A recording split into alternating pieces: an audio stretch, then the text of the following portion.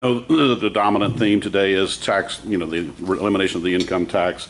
But would you care to comment? You were selected to serve on the Ronald Green investigative committee in that situation. Would you care to share your general the takeaways from having served and continuing to serve in that investigation? What are your thoughts about what you've seen in that regard?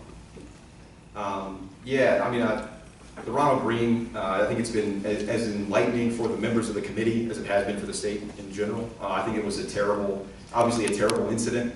And I think having to, sometimes in the legislature they don't prepare you in the flyer about what you're actually going to have to do in the legislature. And honestly, sitting on that committee has been very difficult. I think everybody could probably tell you that.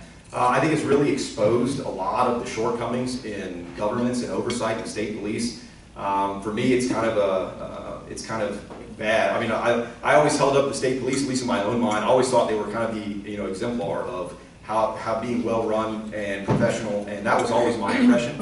And it's really shown that this is not the case here. I think initially when we started that committee, if you're like my wife, you were skeptical that it was going to do anything. My wife was like, I mean, you guys talk about everything in the legislature, and you don't achieve you don't really achieve much. And I think that committee has actually been pretty effective at really exposing, I think, the shortcomings and the problems that existed in state police. It brought a lot of that to light that otherwise would not have happened. And I think it's it's been a catalyst to really bring in change and oversight and a much closer examination of how their practices and who's in charge and what they're doing.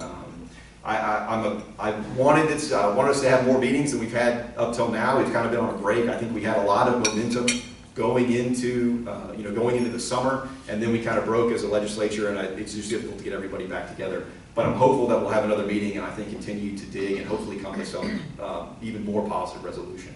Thank you.